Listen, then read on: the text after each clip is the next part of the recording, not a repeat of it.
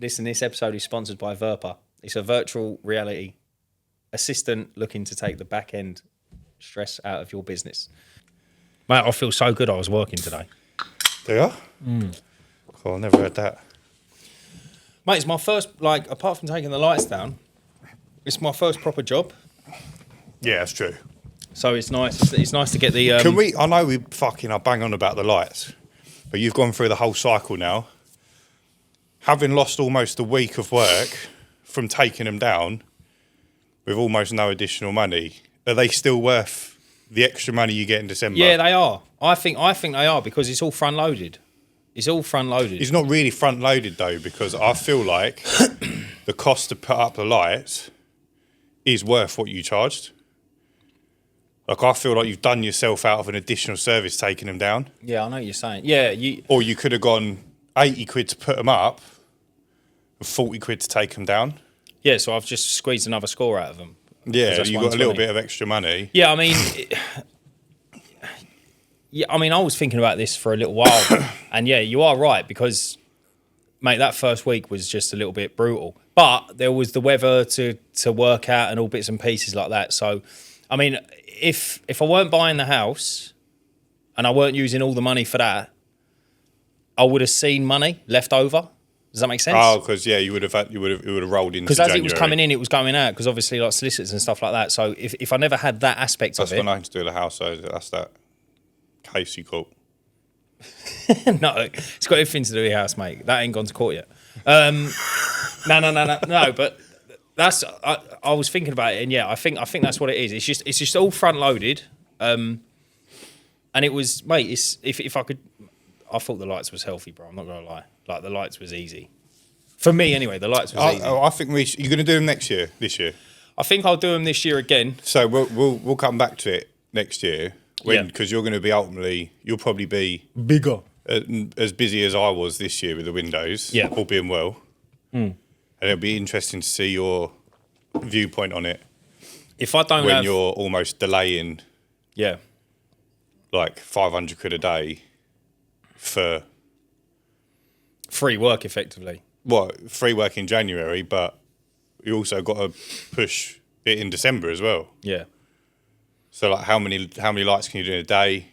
Is it going to outweigh the windows? So I took down, on my busiest day, my last day I done it, I think I took down something like 27 lights, and that was a 12-hour day. But I'm talking about putting them up. Oh, mate, I found putting them up quick. So, what did I time myself? I think I timed myself and I just done like a normal... I keep leaning forward. Locked in for this one. Mate, big time. I think I done up and down a house. I think I was done in about 8 minutes. No exaggeration. And it was 8 minutes? It was insane. It's quicker than window cleaning? Because you're only doing one run, ain't you? You're only doing one run across the front. Yeah, but you got to put the clips up and stuff and... Yeah, but I'm 2 meters tall, effectively, yeah? My wingspan's 2 meters. So if I put it up, I can do 2 meters worth. You're only going to have... The lights are only 10 meters, I think. So on a normal residential house, like a terraced house, say, I've only got to move the ladder 3 times and I've done it. No, that's... Yeah. 2 or 3 times, yeah. And so it's really not that hard, I don't think. It's taking it down, I don't know why, taking it down was a little bit longer. But I think it worked, mate. Like I said, all the money just got completely gazumped by the house. It just got sucked into it, and then obviously, it's like you're like, oh, fuck, you're paying for this, paying for that, and when you look round, it's all gone. Yeah. But no, I think it's a winner. I don't know how far you can get before it starts not becoming a winner. So I've done 50, 59. I think I've done this year. I took 59 down. I took 58 down because you almost done that. Like, taking them down, you could have done in 2 days. Yeah, if I had the wind behind me, yeah. And obviously you're getting, like, when I was waking up, it was frost on the ground and that sort of stuff. So I had to wait before, you know what I mean, the frost had to go for the ladder to go up and bits and pieces like that. But did you have to arrange for customers to be at home as well? Because obviously they'd have to unplug him, or they just unplug them from out the window? I just said unplug it. And if you're going to be out, unplug it and throw it off the window. Or I just take it all down and just leave them hanging. And then they just unplug it and then reel it in when they're done. Yeah. So, I mean, they ain't got to be in. It's quite handy. So, yeah, that sort of stuff, really. 27's mental. 57. No, like in one day you took 27. 20, mate, it was brutal. I done 27 window cleans today. Did you? Yeah. Mate, that's lovely. It was brutal. But on your own? Yeah, me and Dan. Elliot done 22, I think. Mate, that's beautiful. I had 24, but I'd done 3 of his. He even meant to do 25. Yeah. Mate, I've done one window, yeah? He's not goated like I am. He's not, I didn't clean one window. Happy New Year from Clean Marketing. We're kicking off 2026 after generating £1.5 million in recurring revenue for our clients last year. For the next 12 months, we are already set to reach over £3 million in recurring revenue for the businesses we work with. These results come from our unique position as the UK's only marketing agency exclusively for window cleaners. Much like you, I started on the tools as a window cleaner, running a company, and I've used that experience to build a system that delivers actual results for your business. We act as a strategic partner for multi-van businesses with a marketing budget of at least £1,000 a month. We work alongside you to set goals months in advance to ensure your growth is sustainable all year round. We'll manage your Google and Facebook marketing alongside our custom-built automated booking system that you can even use on your own website. Our automated WhatsApp system is so effective that over 70% of new bookings are now made this way. With over 40,000 leads processed last year, we know exactly how to convert leads into loyal customers for your business. If you're ready to scale your revenue with a partner who truly understands this industry, visit cleanmarketing.co.uk to check if your area is still available. No, this yet. I've got this big job. Are you behind on your windows then? Mate, yeah, absolutely. I was thinking about it earlier, and I'm thinking to myself, mate, if it goes into another week, people are going to be arguing about the whole 4-week thing. No, no one's going to say anything. Do you not think? Mate, out of the nearly 600 customers, we've been early over a week. Some customers I've had 2 weeks early, just where I've been fucking around with the round. No one's ever said anything. And I've had like 1 week late, 2 weeks late as I'm moving them. The only time anyone ever says anything is generally on their second clean. So they have their first clean. And I say to them when they book in, I'm like, I'm going to get your first clean in ASAP, but then it'll be a couple of weeks early from your chosen frequency whilst I get you in line with other work in your area. Sense, yeah.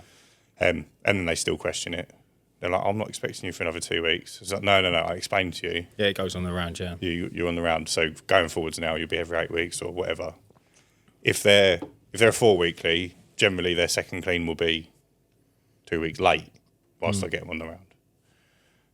If that's as late as it'll be. They never say anything. I've had like maybe 2 people where it's like, oh, I'm not like I've moved them forward to the Thursday and they were due the next Wednesday or so the next Tuesday. Yeah, it's not the end of the world. And they'll be like, I'm not expecting you till next Tuesday. It's like, yeah, but I think sometimes a lot of this stress. I think a lot of the stuff that keeps us up at night and makes us worried is in our head more than it's in there. It's not mental. It is.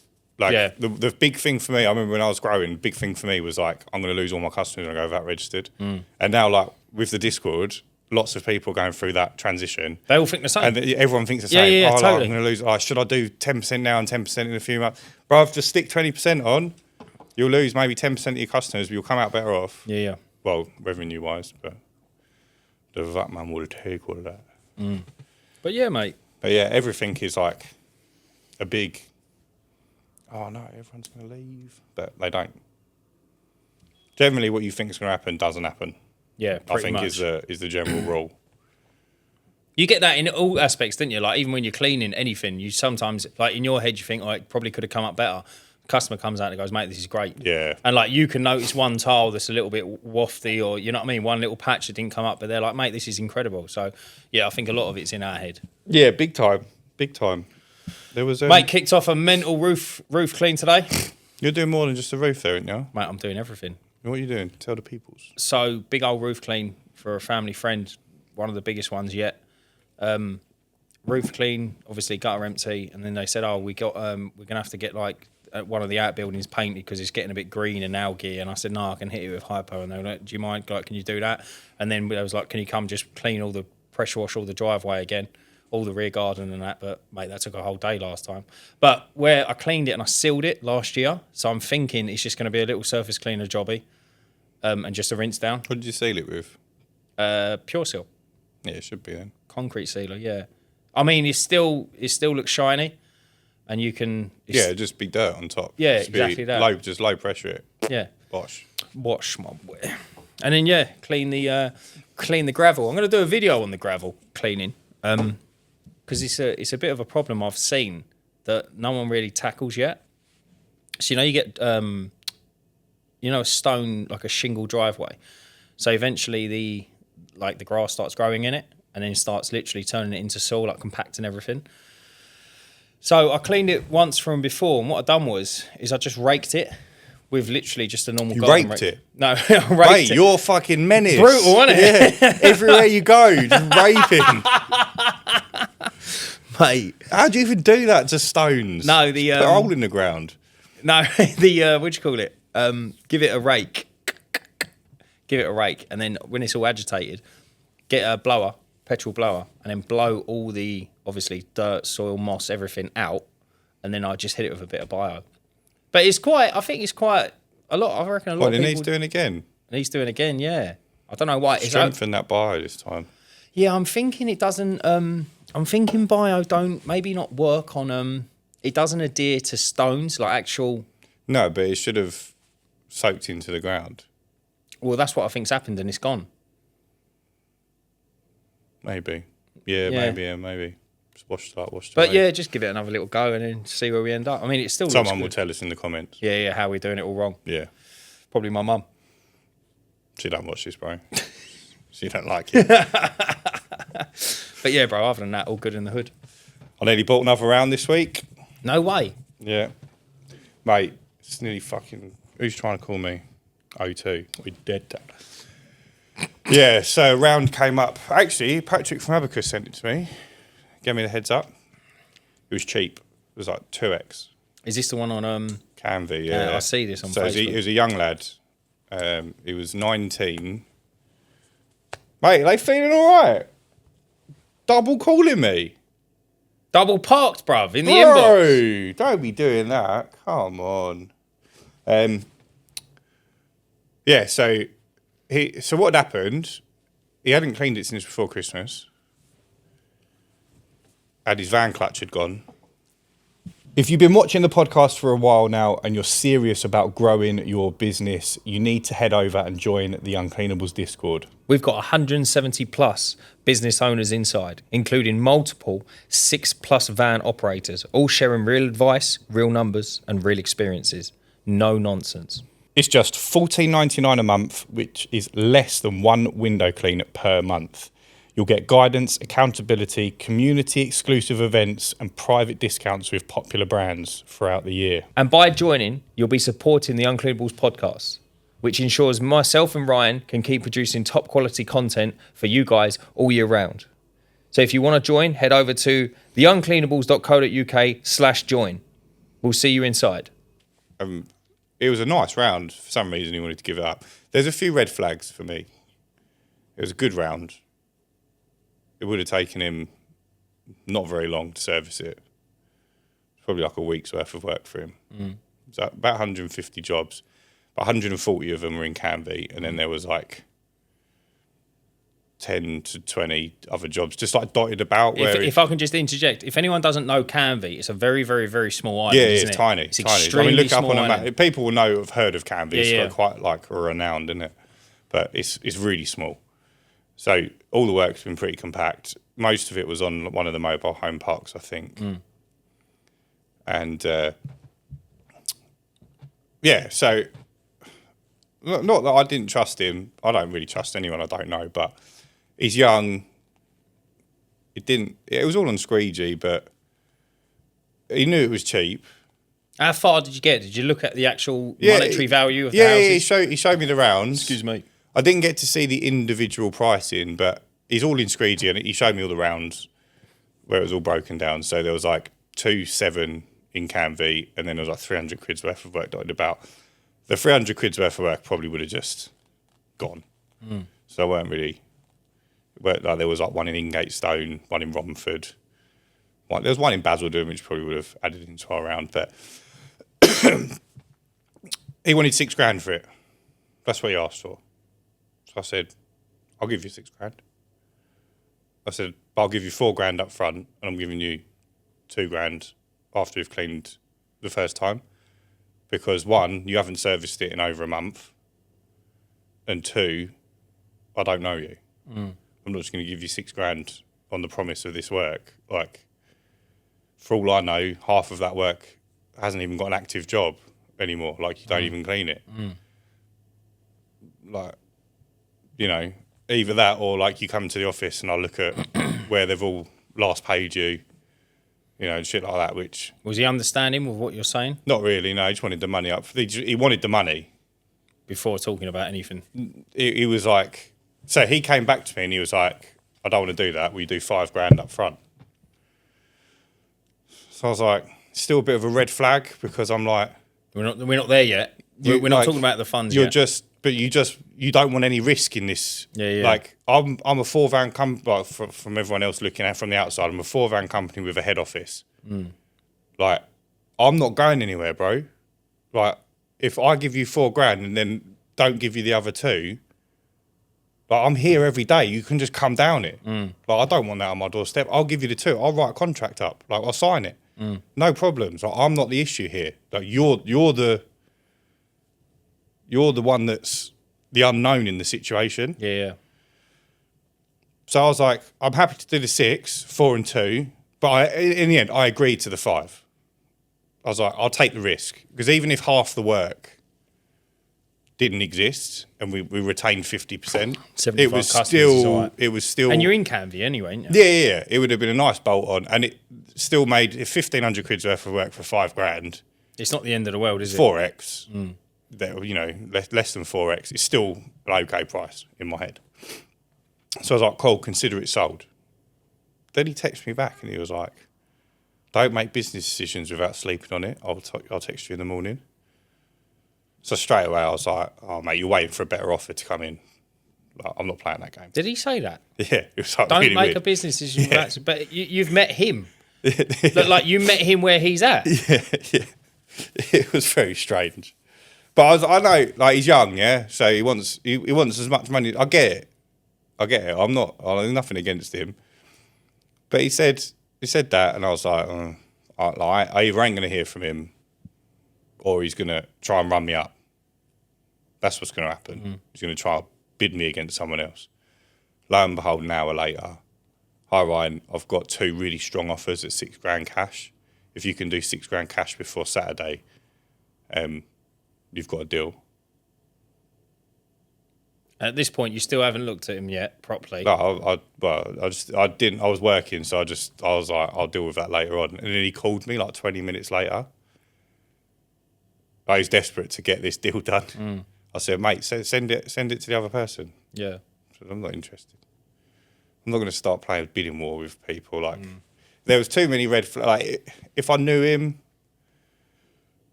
like, if you'd done that to me, I'd be a bit pissed off. But I'd play your game. Yeah. Because I know you. Yeah.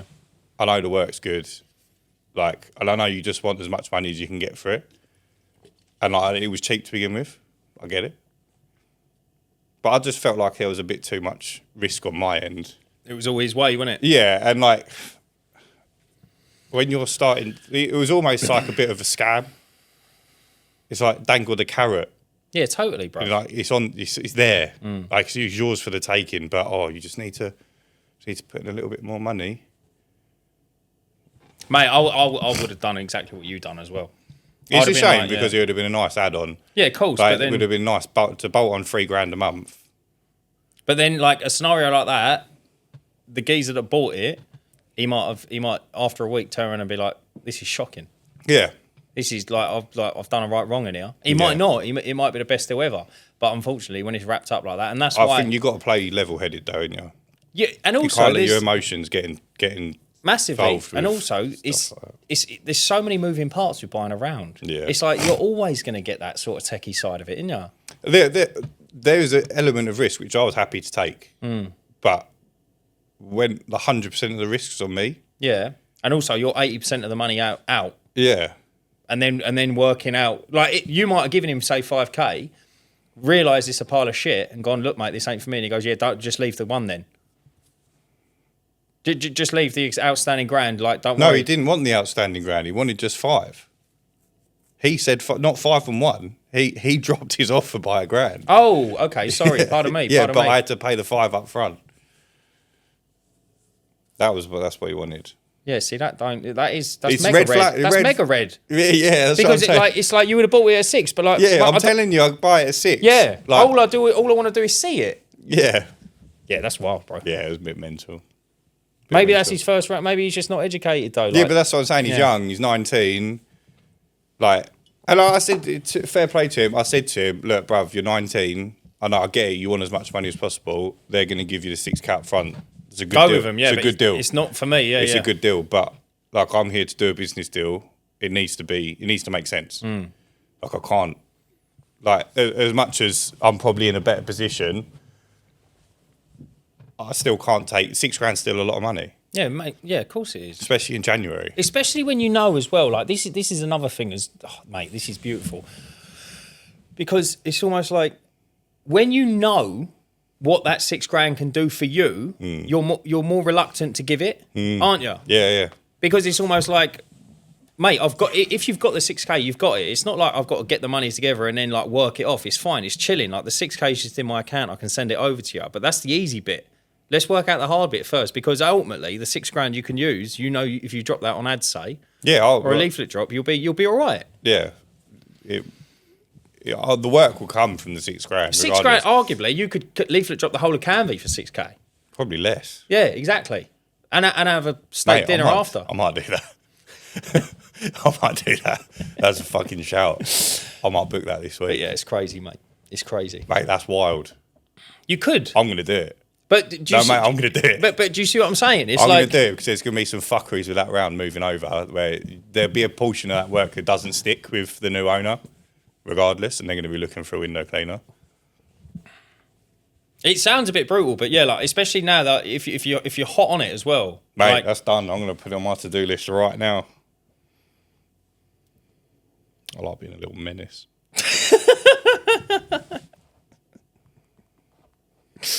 Oh mate, I got my fingers burnt for doing a service to friends. Hang on. Before you tell everyone how much discount you've done, you've obviously seen it now because we've been wearing them. Mate, what do you reckon? Wait, Come on, pre the fit. come on, mate, and on the back as well. Mate, these are dope. These are I love a Letterman our jacket. Our Expo attire. Yeah. So you can't miss us. It's like we're going to be loud and proud. Mate, absolutely. I think these are actually smart. Eyeballs. These are smart. So yeah, the Go on, tell everyone how much discount you gave to the next person that you fucking had a cup of tea with 10 years ago. no, Go on, go on, tell them. mate, it weren't. No, so I sold him a house once. No, not Friends at all. on Facebook. Now No. done his free. I do free work. no, it was mate, I feel bad even saying this story. Mate, it's all good. It's all good. If you watch it, it's all good. It's friend of my brother. He said, he's selling his house. He just wants all the windows done, soffits and fascias done, just to clean them up. I was like, yeah, no worries at all. It's like a 180 job. And I said, I didn't say it, but I thought 180, I'll just do it for a long one. Yeah, I'll just do it for a one-er. So anyway, I go down there, we have a cup of tea and a chat and a little catch up and that. And anyway, mate, just climbing up, just smashing through, cleaning all the windows up, making them all look golden and all the rest of it. Soffits and fascias. Shot him an invoice after, just of a one-er. And then apparently he rang my brother and he was like, oh, your brother's been down to like clean the windows and that and soffits in my house. He's like, he's charged me £100. Like, and I heard it secondhand. I heard it like through my brother, and I was like, yeah, but like you've got a business. Like, I don't get it. Like he was saying about the house being sold and that, and he's gone for over $500,000. He's got a nice Discovery on the driveway, and I'm just sat there like, mate, it's a Did one-er. he call up to, like, was it that like that, or was he shocked it was cheap? I don't know. I think he might have been expecting it all for like 50 quid or 40 Mate, I would quid. have called him out hard. But I just like... I would I be like, just mate, thought to don't myself- pay that invoice. I'm going to take the discount I'll give you off. It's full price, 180, you prick. I was just a bit like, I don't know, mate. I don't know. But then I mentioned it in the Discord, and then we got on a subject about the This episode is sponsored by CleanLink. CleanLink poles are built for one thing above all else: rigidity. Less flex, more control, and less fatigue at height. They are designed for professional use and built to last, and that is why every pole comes with a 2-year guarantee. You also get a 60-day money-back guarantee, so at their cost, CleanLink will pay to have it collected completely risk-free. Use the code Uncleanables WFP, all capitals, for 10% off at the checkout. Head over to cleanlink.co.uk, which is CLEALYNK.co.uk, to get your pole today.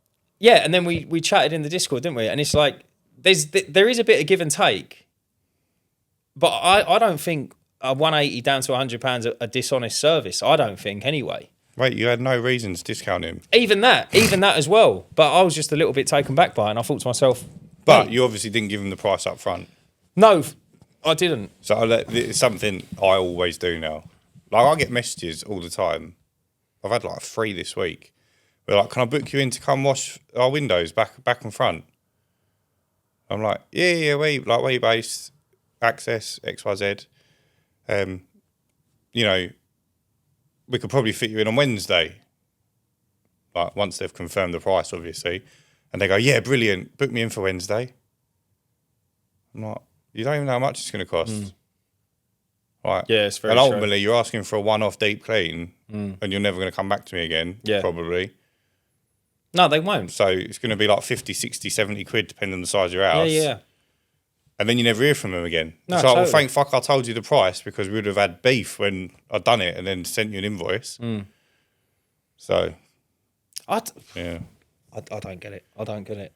I just don't get the fact that, like, everyone's got to eat at the end of the day. And it's not like it was like, I've gone in, I said, yeah, it's 180, but like, because I know you, it's 10% off. It's not that. It's like... No, 180 is not even expensive for that work. I didn't think so anyway. But anyway, mate, interesting.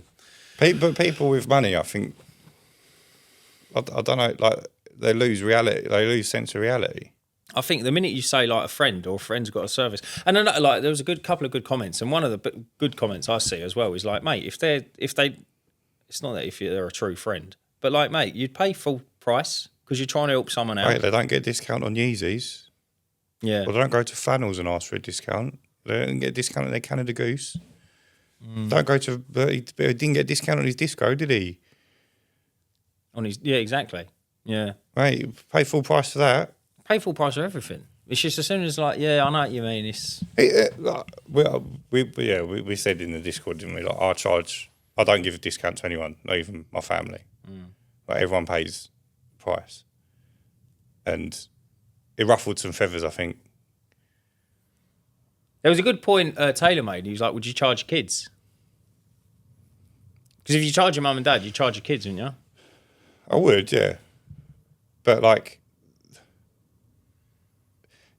it's like, the way I look at it is, if I didn't, ultimately I probably would be buying my kids' houses, because if I can't afford a house now, they're fucked. Ultimately, you'll be buying. Yeah, because where's yours, big man? But I'm going to have had. I mean, my kids are 5 and 1. Yeah. So by the time they're ready to buy a house, I'm going to have had 30 years in the game. So my money's going to be flush. Yeah, but would they be that late? They might want to move out at 18, 19. Yeah, but where are they getting the money from to move out at 18? Yeah, exactly. I don't know. Like, where is anyone getting the money to move out from? if they've got their own money and they want to move out at 18, fair play. But if I'm buying them a house, I'll probably buy them something together that they can live in. And then that's like their... If they then want to sell it, split the money and buy their own things once they've got partners or whatever, but they're not going to be able to afford it. It's going to be too expensive, especially around here. And I'm going to want them to be close. But ultimately, I think it just teaches bad, like, control of money if you're reducing the reality of what you've got to pay for in life. That's a good point. It's like, I know what we do isn't really like a necessity, but like, it's like, imagine I owned a gas and electric company, and then for the whole first 10 years of my kids' lives, like, of their own house, they didn't pay gas and electric. Yeah. Setting them up to fail. Yeah, that's what I mean. It's like... Another one to look at it as well is if you've rung the way I see it, if you, like, let's say my mum if she wanted a window cleaner, right? If she said, "Oh, can you do my windows?" and you was like, "Oh, but like you're my son, you can do them for free," and I'd be like, "Yeah, that's fine," and I'll do them for free, right? But if I didn't do them for free, would you still have paid someone? Well, she done that to you. When? You couldn't fit her in. So she paid someone to come around and do it. Yeah. Like an extortionate amount of money Yeah, as well. I'm not even going to bring it up. Like, bruv. No, I'm not even going to bring it up. She got grossly overcharged for the job. I know. And she paid it. Yeah. So But she wouldn't have paid you. yeah. And this is my point. Yeah, It's only because the narrative is you should do work for free for your family. But ultimately, if you didn't have your business, they'd have to have paid for that service. Exactly that. So exactly why that. not pay me, who's going to benefit from your money, Yeah. someone you care about, and it's going to help me grow Yeah. and move on to a better place in life. Yeah. Instead of paying someone else. I totally agree, bruv. I totally agree. Or you're going to suck some time out of my day where I now can't earn money and can't better myself. Yeah. Because I'm here doing stuff for you. And my mum and dad have already said to me they're selling that house and spending the money. So it's not like it's not like, oh, you're investing in your what do you call it, inheritance. I'm not, mate. Our house is gone. Is that what they said? Yeah, they're fucking. I want them to fucking have a good life, man. Like, enjoy yourself. You've worked hard for it. No, like, totally. I don't I need know. anything from them. But like, I don't need anything from them. They don't need anything from me. So it's just like, this is my business. You've got to pay for my business's time. Like, and I said, I'll go around. Like, my dad wanted me to have a look at a tap for him. I'll go around and look at the tap, and I'll change the tap if he needs it changing. Like, that's not my business. Like that, I'm all there for. Like, I fixed a hole in his roof the other week. Like, I'm not going, you owe me 20 quid. Yeah, I know what you mean. But that stuff's free. Yeah. Like, that helps free. But like, this is how I earn a living. Yeah, totally. You don't get to have that stuff for free. I think that's extremely valid. I think that's totally valid point. Also, it completely removes the awkwardness of where do you draw the line. So it's like, just mum and dad get it. But like, my brother who lives in Colchester, what if he needed something done? Like, do I drive an hour to go and see him to sort out I think something for him? Exactly that. And that's where it starts running up the arse of ridiculous. Because like, if you turn around, I haven't got a big family at all, but if you did have a big family, it's like, oh yeah, Dan started window cleaning. It's like, okay, oh brilliant, like we can all use him, and it's like I charge him, and it's like, oh, but you're my family, and I'm like, all right, but now there's eight free houses I've got to do on my round that I don't get paid for. That bloke I was going to buy the round off of, he had 10 jobs in for his sister. She owned like 10 properties. What? And he didn't charge her? No. But she's she's got earning 10 off the houses, properties, bro. bro. No, she's earning off the houses. Is that not mental? Like, whenever I tell people, they're like, what? Like, I don't get it. You charge your family. And I'm like, what do you mean? Yeah, that's like, wild. it doesn't make sense. Yeah, no, I know what you mean. That's wild. Imagine having 10 houses, getting it all winter, oh, mate. This like, Do you know what's hilarious? It's ingrained in us, and I don't know why. I think it's this is, mate. I'm going to go deep down some rabbit hole now, yeah, but bear with me. I think it's ingrained in our heads that we have to look down at poorer people. We can't look up the ladder, right? So a good one is when the budget came out, right? When the budget came out recently, they lifted the ban on they lifted the cap on the mate. It's freezing up here, isn't it? Yeah. They lifted the cap on if you have more than 2 kids, you get benefits for every kid now. yeah. Mate, and the amount of people that made a comment to me about it, oh yeah, mate, like you think of all them them dull scroungers, think of all them people with all them kids now. And I'm like, mate, did you ever consider looking up the ladder that's causing the real problems? Like Starbucks not paying tax, or like Esso. Like they're just running amok with all of this, but we don't look up the ladder. We only ever look down it. So we always give the benefit to the benefits and the leniency to the rich people who don't need it. See, I don't think like the same people that moan about Starbucks not paying tax are the first people to do something to avoid paying tax. Does that make sense? Yeah. Like we're business owners. At the end of the year, we're saying to our accountants, make it as low as possible. That's exactly the same thing Starbucks are doing. Yeah. Just on a bigger scale. I think the problem lies with there's a portion of people that absolutely take advantage of the system. Yeah. And then there's a portion of people that have got 4 kids that are just falling on hard times and they need the help. Yeah. But they just get pulled into the same. Yeah, of course they do. They all get tarred with the same brush. Yeah. That's the problem. But I don't think. Okay, and I totally agree. But we don't tar the same brush up the ladder. With the elites. Yeah. Yeah. But they're doing the same thing. Totally. Like, on a different scale. But like, we're not the problem. Yeah. It's the people that are paying, like, not paying billions of tax. Yeah. They're the problem. That's totally what I'm for. I'm like, mate, they're the issue. But it's the same. Yeah. The rule goes across the board. Do you see what I'm saying? But even like, it's even reflected in the 10 house thing. But it's like, say the overseeing eye goes, Dan, you're absolutely right, mate. I'm going to get onto Amazon and I'm going to get onto Starbucks and they're going to pay more tax. Yeah. And then they turn around and go, also, your tax bill's going to be higher this year.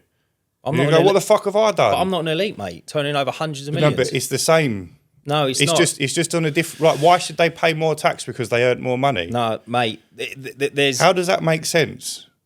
right. So I know what you're saying, right? And I'm all for it.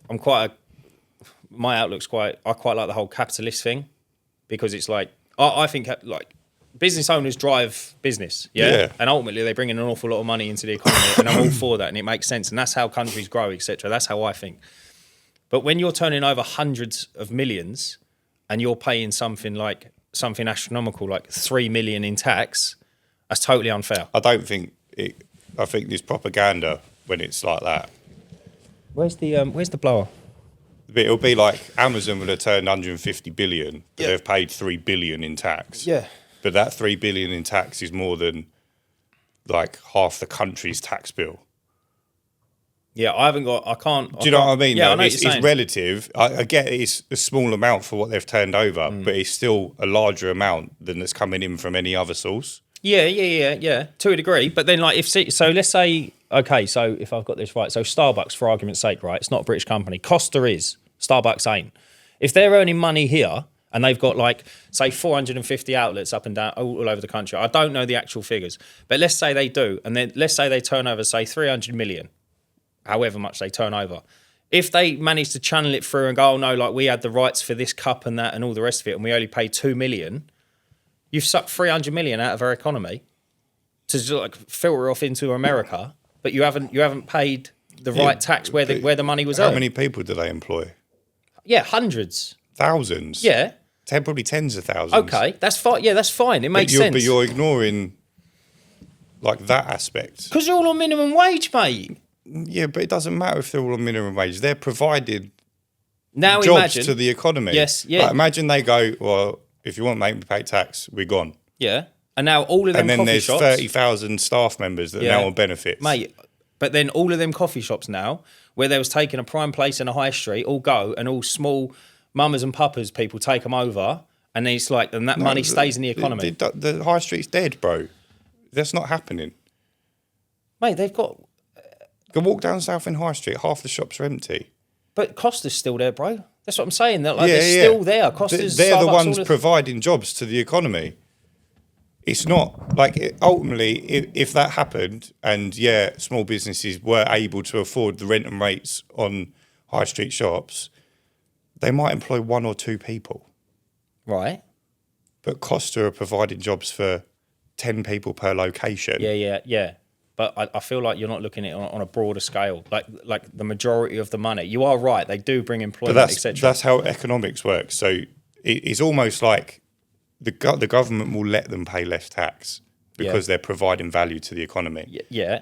That's okay. Because I get that. if they Tax disappear exemptions. and then 30,000 people go on benefits, ultimately everyone else's taxes go up because there now's more people that need benefits. Provided no one fills that gap.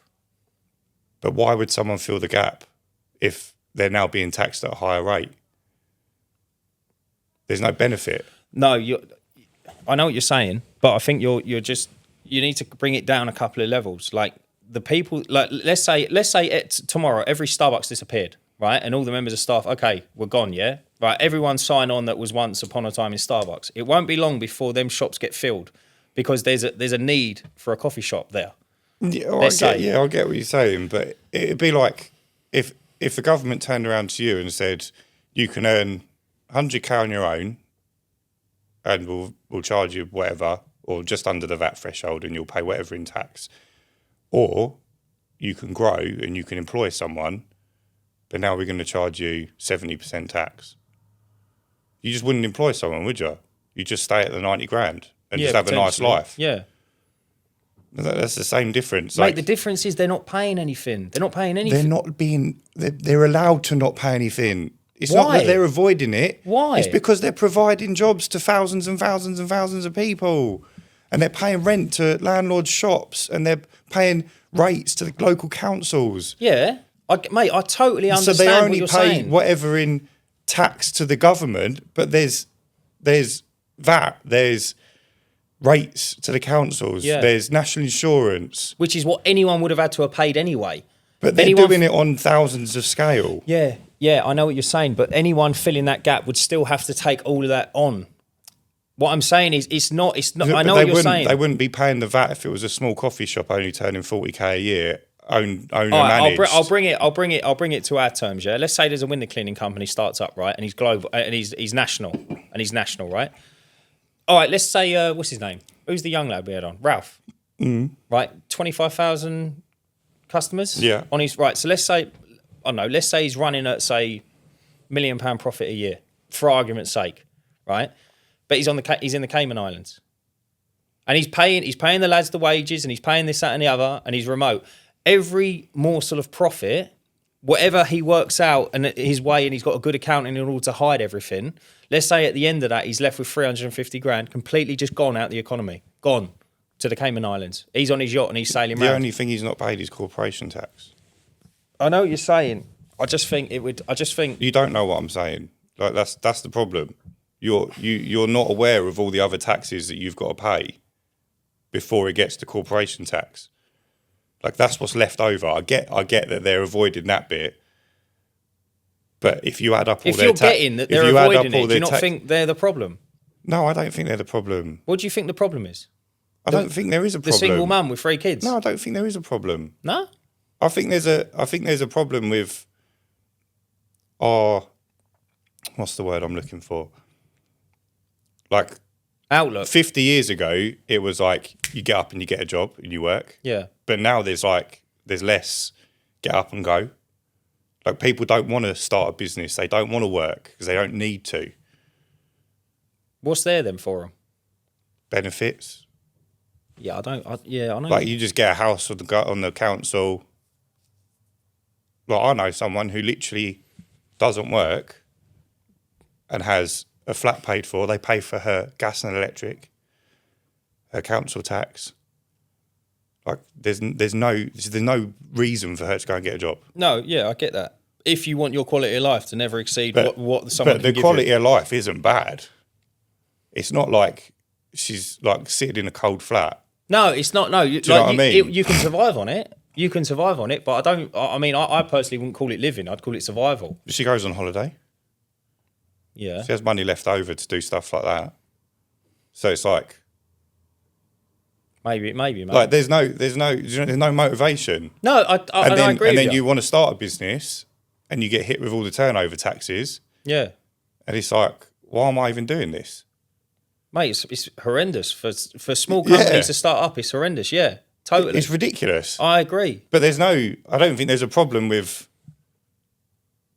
like Starbucks avoiding tax because they're avoiding paying tax on their profits. But before the profit comes along, you've got all the other taxes that they've paid that's benefited the economy and provided jobs. Yeah, mate. And allowed people to get mortgages and increase. I understand what you're saying. House values and like lots of these companies will pay a national living wage, not necessarily minimum wage. So people are getting a better. Maybe I'm dying on the wrong hill, bruv. But like honestly, I just think it's crazy. I just find it funny how everyone always looks down the ladder. But I get what you're saying, but I just think that this is the argument for the arguments from people that don't quite understand the full picture. Like, yeah, when you word it as they're not paying tax on their profits, like it sounds bad. I get it, but you can't ignore the bit they have paid, which is a huge amount of money, which is an operating cost. Yeah, for operating in the UK. Yeah. But like, where's the damage? Like, what have they damaged by trying to avoid paying tax on their profits? It's not damaging. And it's like, and it's not damaging It's not that. It's when you get to the end of the road and you've got such a vast amount of money that you use loopholes in order to get out and take away. That's what's annoying. But it's going to be the same for us. Like when you... Quick pause in today's episode for any brands or businesses looking to reach 16,000 monthly listeners in the UK. The Uncleanables podcast reaches a highly targeted audience. Around 90% UK-based males made up of window cleaners, exterior cleaners, van owners and growing business operators. If your product or service is aimed at trades, small businesses or operators in the UK or maintenance space, our sponsorship and ad slots put you directly in front of decision makers who actually want to spend money in the industry. To find out more, head over to the uncleanables.co.uk/sponsorship. The link is in the description below. Fill in the contact form and we'll send over our advertising price list and available options. Right, back to the episode. You get to £1 million turnover, but you can only afford to pay yourself 70 grand a year for whatever reason. Right. And it's like, well, how do I improve that? Yeah. By loopholes. Yeah. If they're not illegal. They're there for a reason. Yeah, it's called tax avoidance, isn't it? I don't think it's avoidance. It's just do smart business. You can legally call it tax avoidance because you're avoiding, but you can't not pay it. There's ways to it, but yeah, no. But it's like salary sacrifice for a car. So instead of you paying yourself 70 grand and then buying your personal car, you could have a Porsche 911 on salary sacrifice. That'll go through the business, reduce your tax liability. I don't know the exact. I'm not sure if it's the full amount or a portion of it, but it's stuff like that effectively is the same thing, but just on a smaller scale, but gives you a better quality of life. Yeah. And that's all Starbucks are doing. They just want a better quality of life for the big shots, but it's just on a bigger scale. You can't be angry at one and not be angry at the other. That's what I'm trying to say. Like either everyone has the same everyone's got the same playing field. Like they chose to grow this business into a multi-billion-pound thing, so they're saving money on the billions of levels. What about something then like privatising, say, the railways, and then like your rail fare? They have been privatised, exactly. But now it's like people get paid millions in bonuses. When really, should that just be a national thing where like actually someone doesn't get millions of pound bonuses at the end of the year and everyone gets a cheaper ride on their train? But why should someone get a cheaper ride on a train? Like, you need to get somewhere. You've got to pay for it. Drive yourself if you don't want to get on a train. Oh mate, it's mental. But like, do you not think no, that? Mate, no. Why should someone be entitled to a train? I'll tell you a great one. I don't get it. This is this conversation I had over Christmas, right? I sat down with he advises a couple of MPs. He's got something to do with planning, property planning, yeah. And he says about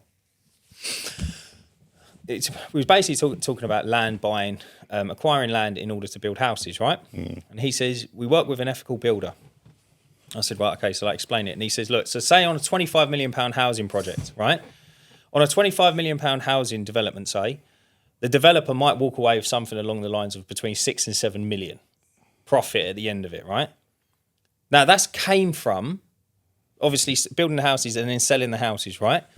He said ethical builders work the other way. So instead of walking away with 6 or 7 million, they walk away with 1 or 2. So that it's the same development, right? So what they've done is they've taken the 5 million or 6 million profit, reduced it all the way down and given it back to everyone along the way. So now if you sell a bit of land, they won't buy it off you for market value. They might give you 2x on it. Then the houses are therefore that much cheaper. Because they're not after like just penalising everyone and like. Where are the houses cheaper?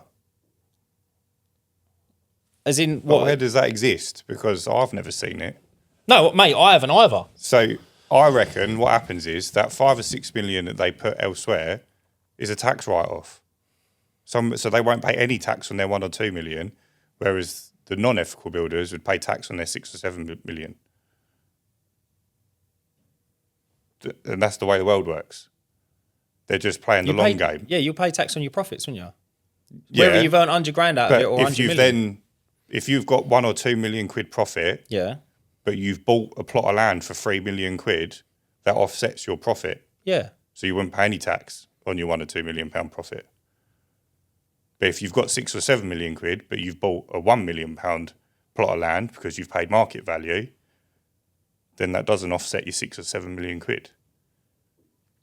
Only reduces it by £1 million. Makes sense? If you bought the land for 3 million. Yeah, because you're saying they're paying 2x. Let's say, Yeah, so they're paying over the odds to reduce their tax liability. So they get more work. They're guaranteed more work because they're paying better. Yeah. But it's beneficial because it reduces their tax liability. Yeah. So there's no tax. They're walking away with their money. They're not paying anything on it. They've got loads more work to build because they're paying premium. Like, no one does anything for free. No, I'm not saying they did. So they're not paying 2x because they're fucking lovely blokes. No, I'm not saying they did. Like, they're getting something out of it. It just makes sense. It just makes sense to kind of cap the earnings at the end and therefore give everyone a bit of a smoother ride because not one person or not one organisation is profiting heavy out of it. It'd be the same, like, East Palms would get Greece to do the planning. Yeah, of course they do. Yeah, everyone's got to eat along the way. I get that entirely. Tax write-off. It's just, I don't know whether or not it annoys me or what, but I just think it's like there comes a limit where it's like it's just obscene that people can charge what they charge. I do think these big developments, they should be capped on what they can make profit-wise per building. Yeah, because totally agree. The same house in Newcastle as down here will be a third of the price, but the build cost is the same because they would have bought all the bricks at the same time at a penny a brick or whatever. Mate, the labour's the same because there's minimum wage, but they can make 3x profit down here. And I appreciate they've got to pay more for the land because the house values are higher, but I think they should be allowed to make 30 or 40% per building. Like that's what it should be. I just think it starts getting a little bit crazy, and it's like, and look, going back to the original point, everyone always points down the ladder and not up the ladder, and that's what I find. That's what I was basically trying to get at. I just find it crazy that we're almost programmed to do it. Whilst we're trying to get cancelled, let's talk about the NHS because that fucking winds me right up. Go on. When people moan about the NHS, I think the NHS is the bollocks. I think it's the bollocks. I can't believe how good it is. If I weren't happy about something that happened, I'd go, "Oh shit, I should have paid private." Yeah. I mean, I know a couple of people that go private. Mum went private on an operation, and it was speed related. It was only time related because ultimately the NHS wait list is just obscene. Yeah, but you get a better quality of being looked after private. Yeah. Like you get your own room and the food's better and the service is better. But it's like, how can you complain about something that's free? Yeah, I know. Like the nurses in the NHS and the doctors, they work their fucking bollocks off. They're understaffed. I can't believe how... Do you know they do something crazy, like 12-hour days? Yeah. Some of them will do double shifts. Yeah, some even longer. I'm like, mate, you're looking after people's lives. I've got a customer who's a nurse. She's never at home. Never. It's insane. I met her once on the first clean and then I've not seen her since. She's just always working. And they don't get paid very well. Mate, they get paid dreadful.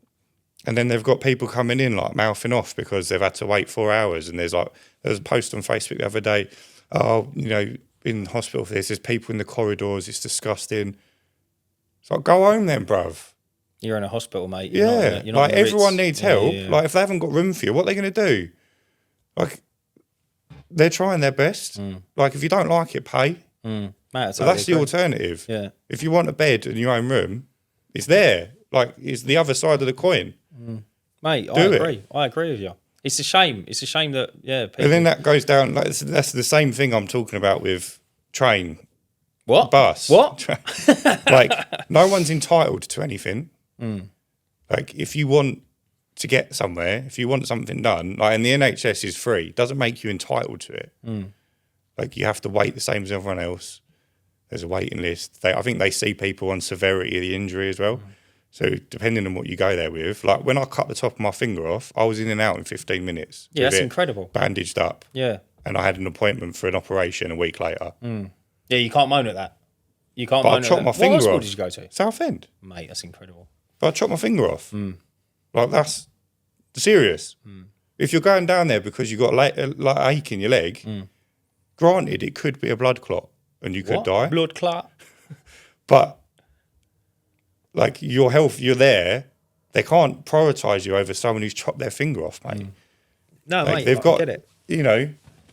And like whenever we've taken the kids to the hospital, they're seen straight away. They prioritise kids, and I think that's the way you want it. Like you can't grumble with that, but people still find a way to moan. I think people just love moaning. No one's entitled to anything. If the I think saying about the railway though is crazy. If the railway gets privatised and the cost of getting a train goes up, find an alternative if you don't like it. You're not entitled to getting a train at a cheap rate. You're just a little bit numb to it. Like you think like it's for the nation, mate. It's for everyone. Imagine you was in charge of England. Like you have a duty to serve the people of your country. Was it like that when it first got built, or was it nationalised somewhere along the line? No, I think we had a lot of stuff, and it got sold off along the way. I just don't think it's like, what difference does it make? Because it stops monopolies. It stops the government are just shocking at running stuff. They shouldn't be allowed to run anything. Like having something privatised, it will run better. Yeah, it does run better. Arguably it does run better. But then it starts bringing in, the thing is, it brings in the money factor the profit factor when it shouldn't be brought in with things. But then, like, you've got on a train when it was nationalised, you know, it stinks of piss in here. The seats are all ripped, and nothing's been upgraded, nothing's been looked after. Yeah, but because there's no money to do anything. Okay. Because they're subsidising the cheaper rate, but that doesn't leave any money for improvements.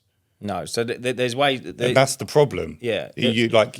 Although it's more expensive than what it was, the price reflects upkeep, better staff, more cleaning. Yeah, that's fine. Replacing stuff that's broken. You've now got plug sockets and USB ports on the trains, like huge upgrades. Yes, but I'm not saying about that. I'm saying at the end of the day, at the end of the road, when there's millions left in it, and then someone takes that as profit. I don't agree with that. I like something like a train system or like I don't know, say the metro, underground, anything like that. I don't think it should be run for profit. I don't think the underground's not, is it? It's not. I think it's run by TfL. Is that not government? I'm not too sure. Transport for London. Yeah. Surely. But it's things like that, and I just think at the end of it, why should someone sit there and be like, right, I'm going to go and get 3 more Rolls Royces now on the back of like everyone going to work, paying my rail fare tickets? Yeah, but they've run the business, and yes, it's not like it's running. Like the service is available. I'm not disagreeing with what you're saying. I don't think you're picking up what I'm putting down. I don't like. How could you say it's different? So like, what, you shouldn't be allowed to make profit on window cleaning? That's a service. No, you're providing a service for someone's house. But it's not for the nation. Who's it for then, big man? No, it's not for... No, mate. I feel like... What do you mean? No. I feel like there's things in place that should like schools. Schools are not profit run. Yes, they are. Are you fucking stupid? Am I stupid? Yeah. You think... Mate, the schools have got the fucking most money in the world. So they're all private? I don't know if they're all private. They're not private, but they're like... So Greenswood is now Lift, right? Mate, there's a chain of... I can do it. There's a bunch of them. Best one. Mate, healthcare in America. Healthcare in America, mate. You're paying like $80 for a lozenge if you've got a sore throat. We should just opt over to their system because it runs well. That's my point. Go on. With the NHS, the alternative is you pay. Right. So why moan? But what I'm saying, like, just take the American healthcare system and then like wrap it up and put it as a trained system in the UK. But they're not short on doctors. They're not short on nurses. They're not short on hospitals. If you need medical care, it's with you really, really fucking quickly. Mate, if you break your leg in America, it's like 18 grand, bro. But you get looked after. That's what you have insurance for. That's what insurance is for. Yeah, but dude. Like, what's the deal? Oh, mate, we just look at it from 2 different sides. That's all. Let's leave it there because we're never going to see eye to eye. No, it's a good chat. It's a good chat. It's a good chat. But it just starts running away with you. And it's like, I don't think it's a bad system. I think the prices are a bit inflated. I know what you're saying. The minute you make it for... The minute you privatise it, yes, it gets well looked after because it's actually an individual looking after it. Totally agree with it. I don't agree with everything should be privatised. I think some things should be kept I get national. as well. There's a lot of like backhanded stuff with privatisation. Yeah. Like that's not good. Do you know what done my head in once? There's when I used to live in Wickford, they had a train station now. I just go down there Saturday mornings and look at them. No, I mean, I used to get Birdwatch. I used to get the train into London, right? And I was bricked up the whole journey. And then they had they used to have like flowers outside, you know, in the big flower pots, right? No flowers one year, obviously weren't in the budget. And people in Wickford had all got together on Facebook and said, "Oh, we're going to go down there. Does anyone want to donate any money? Like, meet us there with some flowers and we can pot them." And I'm like, mate, that rail system's earning millions a day, but you guys have to put your hand in your own pocket in order to make it look pretty. I was like, mate, this is so wrong. Yeah, it is wrong. It's crazy, isn't it? But like, the flowers don't make a difference. But just drive, bruv. Just drive. The alternative's to but drive. Why are you looking at the flowers if you're there to get a train? Nice. Yeah, just get on the train and go to your destination. It's just everything that's wrong with it, bruv. It's just like, imagine how nice it would be if it weren't like that. I just feel like it. It's like it would be North Korea, wouldn't it? Why? If it wasn't like that. Mate, because most of Europe's national rail. Mate, we pay the most ever. I think we've got the highest transport costs in Europe. I was talking to my mate who lives in Spain, and he said he can get a train to Madrid from Valencia for €35. Yeah. Mate, I can't even get to London for 35 quid. No. I just think it just slowly starts running away with you, and it's just unfair. Yeah, but like, I don't get what makes it unfair. Like, why are we paying through the nose? Because you need to get somewhere. Yeah. That's the cost of it. I bet trains up north are cheaper. Do you reckon? Let the Windies tell you. They'll tell you. Anyway, mate, what's the next subject, mate? We're rattling on with this, aren't we? Should we just talk for another 2 hours about politics? I want to quickly mention the Expo, which we'll need to mention on every episode now because it's going to be on top of us before we know it. Obviously, we're in our Expo attire. Me, Dan, and James from Clean Marketing we're putting on an event on the Thursday night before the Expo, which, off the top of my head, I think is the 26th. I don't know why I'm asking you. Yeah, mate. I'm like, we're on. So I think it's 26th. But anyway, it's the Thursday night. We've hired out Boom Battle Bar in Cambridge, which is about 15 minutes from Coventry. the NEAC Stoneleigh. Coventry. Is it Coventry? Yeah. Cambridge? You said Cambridge. It's one of them, definitely. The details are all on our website. But it's axe throwing, augmented reality darts, pool, shuffleboard, mini golf, karaoke, drinks, buffet. All that good stuff for a fun night. 50 quid a ticket. You can buy the tickets on our website, which is theuncleanables.co.uk/expo. Be there. Yeah. It's going to be an absolute epic. So if you're going to go event up there the day before it starts and set it up. Oh yeah, let me just say, Darren, it's not no silly sausage fest, mate. It's a proper networking event. That's in retaliation to him calling our slogan silly. At the end of the episode. You started it now. Yeah. You started it now. Do you fire back on your next one you record in 6 months because you and Sid are so busy, mate, and then we'll come back to you. Not that Ryan's been kept up at night because of that comment. No, it's been on my mind. Yeah, mate, clearly. I've put it in my note. No, it's all fun and games. Proper networking event, tax deductible. Mate, indoors, in the warm. $50 is going to be a scream. And you get a buffet with it. Yeah, exactly that. And like, we're not providing the buffet, the restaurant is. Yeah. So like, it actually be good food.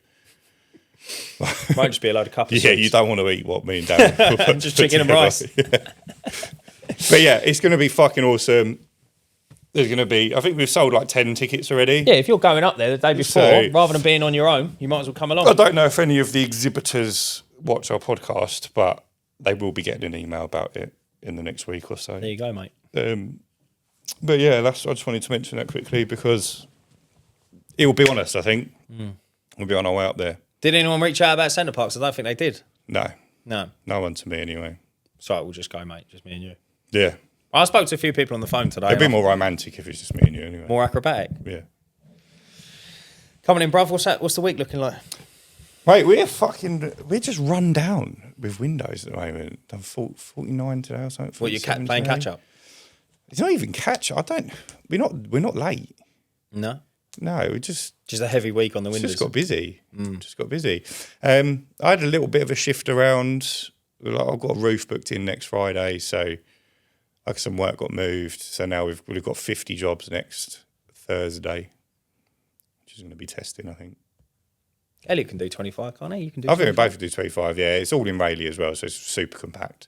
50 jobs in one area. Yeah, so That's I think it's going to be. checkers. I think it's going to be good. Yeah, it's just we've got. I think it's just like. So tomorrow I'm doing a couple of different areas because Wednesday we've got a podcast with a guest at 10 o'clock in the morning. So that sort of like messed up the day a little bit. But when I booked it didn't mess up the day. Now that we're busy, it's messed up. So I'm sort of doing half of Elliot's work tomorrow and then half of Elliot's work from Wednesday so that he hasn't got such two full-on days. Thursday with commercial and hopefully the split chart. Oh, yeah, this is like... Big news. This is like the whole thing that's just ruining my life at the moment. This is my personality for the next 2 Yeah, weeks. yeah. So in my infinite wisdom, solar panels were going to be the fix everyone needed to window clean indefinitely forever. Of course, No why issues. wouldn't they be? Right, which when you run manual reels and pump controller, they're great. No problems at all. Oh, mate, I completely forgot you're on electric reels now When as you well. throw in electric reels and hot water systems and team that with Bad weather. fucking no sunlight for 2 weeks. Mate, I completely forgot It's about literally the been electric 2 reels. weeks, the sun hasn't come out. The power drains. So we had 2 vans. So one on... So Tuesday, me and Elliot were both in Chelmsford. I'd done 2 jobs. Well, I was on my second job. He'd done 2 jobs. He calls me, Ryan, pump's not working. I was like, right, what's going on? It's saying battery and flashing. I said, I'm sure it's just a loose connection. Have a little fiddle of the connections. No, took them apart. I said, all right, I'll come to you. 20 minutes I was away from him. It was like 2 separate sides of Chelmsford. Get to him. I'll rip all the cables out. So I'm like, I'm just going to wire his pump controller to the battery and the reel. Like that's going to solve any loose connections. It's just going to be direct to the battery. Boom. Do it. Turn it on. Battery. I was like, what's going on? Check the battery on the Bluetooth system. It's like 10.6. Completely dead. I was like, oh shit. The sun's been in for the last 10 days. Yeah. So I drove all the way back from Chelmsford, jumped in the spare van, drove all the way back to Chelmsford. So I gave him my van, which hadn't had a problem. There and back in an hour. Got to the first job after I was back of the van, quarter of a tank of water. Oh, mate. I Did was you like- check it before you left? I just literally just got the keys, Yeah, jumped just in and jumped left. in it and gone, yeah.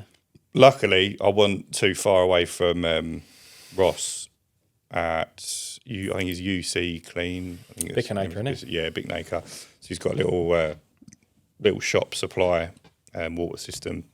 So I've got a bunch of water. I think he's going to come on the pod, which is good. It was well worth the trip. But then cracked on.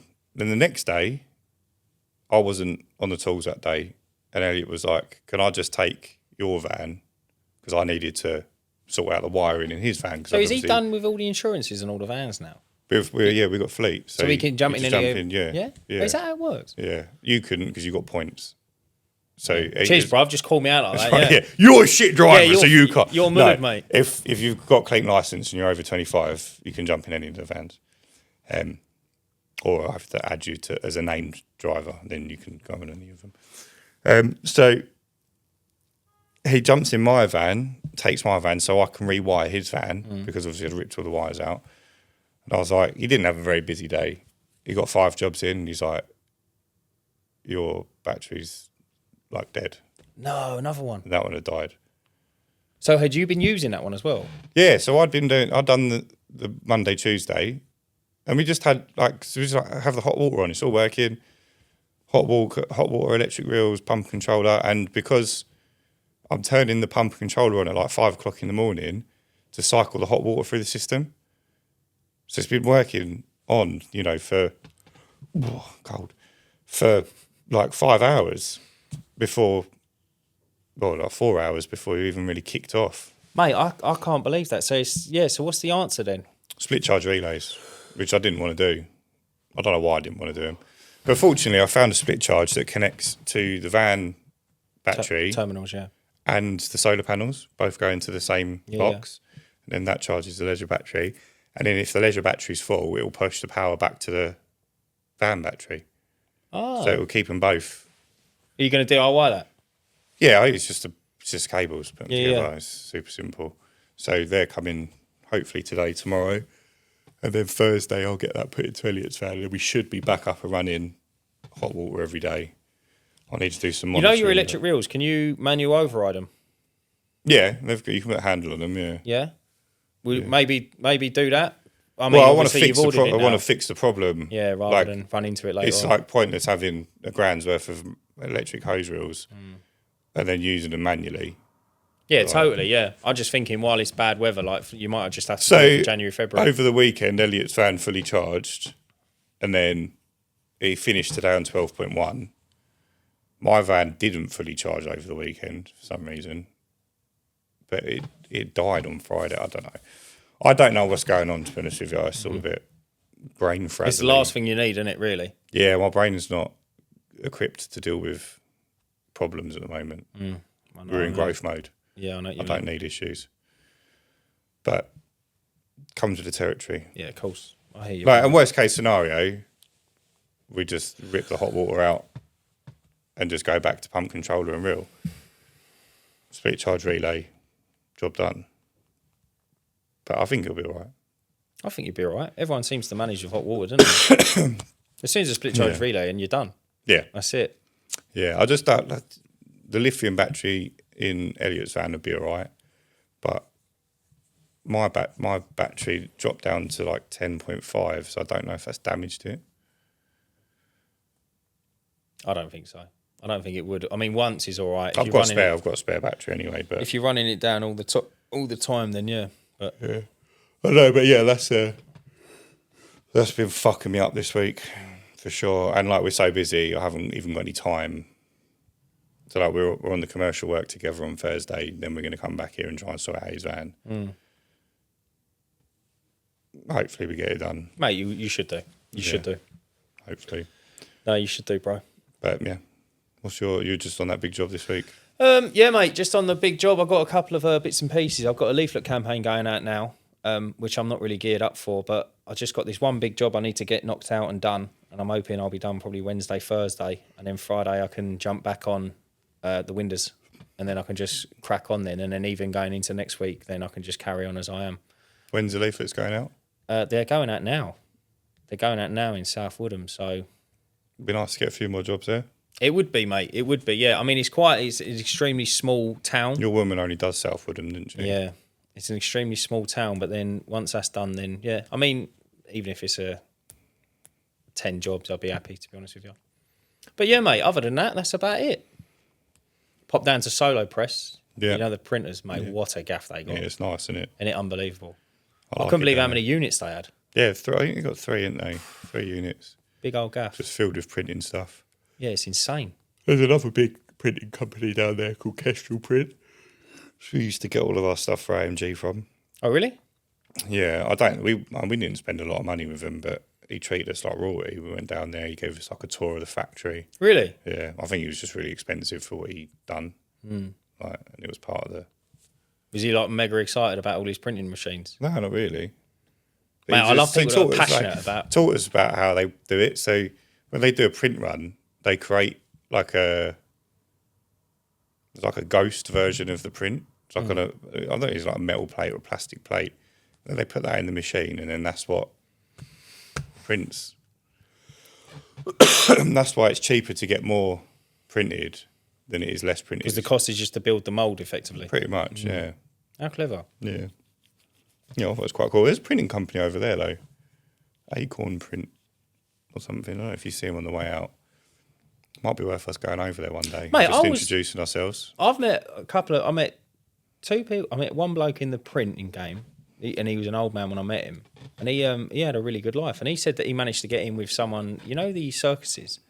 You know, when they print, so like wherever they go, obviously they need to print like, we're in like Sevenoaks or we're in like Cambridge.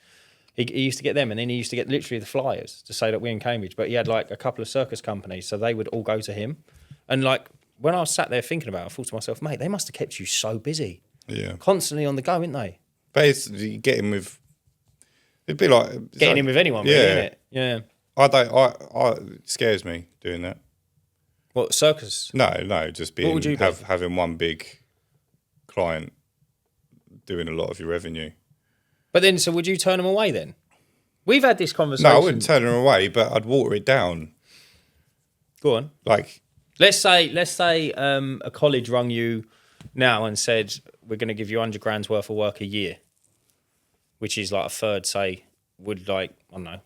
What would that be to you? That's another 50% of your business, isn't it? That'd be no. If you added 100 grand, that'd be 33% of your income, wouldn't it? Right. So then, what would you do? How would you water that down? Probably try and get some other. So I would take that case study and go to some other colleges and say, look, we're doing this work for this college. Oh, so you would try and get more in that same industry? Yeah, because then you could have. Because then, if you lost one of them, it wouldn't necessarily be detrimental to your business. Why or you take that 100 grand and like buy a bunch of rounds so that your domestic side is shadowing that. It would only be detrimental if they left, wouldn't it? Yeah. But then, like they could leave at any point. Yeah, of course they could. But I don't see, like, you're almost playing it looking to lose. No, it's just smart. No, I get that. Like, I'm not saying I'm not going to take it on. I'm just saying it wouldn't, like, I would be worried. Like, it would be on my mind to remove the risk from that. If you build your business around one customer and they leave, and then you say you fuck up one time and then they just go, like, we're not using you anymore. Like, it's not a risk we're willing to take. And then you've got nothing. And it's like, your business could fold overnight. Yeah, I see. Especially if you've got... If you're geared up for that one job. That one job, you might need 2 staff members. Yeah, that would be whatever, unfortunate. and then all of a sudden it's gone. Yeah, that would be very unfortunate. And they don't wind you down. It's like, we're not using you anymore. Payment stops. You might get one final payment. And then you've either got to decide... Yeah, that would suck. Yeah, and it's like... But if you've got 800 grand's worth of domestic work and 100 grand's worth of commercial in one job, it's still going to be a hit, but you know, you're going to not feel it as much. No, I hear you. You just want to water down that risk. It's just not nice to have a large chunk of your income coming from one place. It does make sense, yeah. Like a large percentage, sorry, I should say, because 100 grand's a lot of money. But if it's 10%, then it's not that bad. Not that bad, yeah. Of course, yeah. But if it's 33%, you're in trouble if it all goes. Well, it's just a big risk. You know, you might be able to just front it out, but you're gonna feel it. It's gonna hurt. I suppose if you don't have to go out and get any additional people or additional members of staff or any new equipment for it, then it should be okay. Yeah, but chances are that's not going to be the case size, because exactly. It's going to be, you know, unless you're someone like Abacus who can swallow it, who could swallow 100 grand's worth of work with what they've already got without adding anyone, then you know you wouldn't even think about it. But that sort of thing wouldn't put you in a position of, I need to water that down. But if you had £1 million, job come in now, like, would you not? I think it's something he would have on his mind, just to, right, either if that's secured via contract for 3 years, then not so much of an issue because you've got 3 years to work it out. But you know, at the end of that 3 years, do you want that £1 million to be the same 25% of your turnover, or should it be closer to that 10%? Yeah. You know. Yeah, mate. Makes sense. Yeah. Makes sense, mate. I think we should leave it there. Yeah, let's wrap it up, my boy. All right, mate. Well, go on then. I'll let you see us out. Thank you very much for watching this episode of the Uncleanables Podcast, the #1 external cleaning podcast in the country. We still doing the little catchphrase, bruv? Yeah, silly one. Let's do the silly one. Yeah. I've been Ryan. I've been Dan. I remember. Stay cleaning. That was so silly.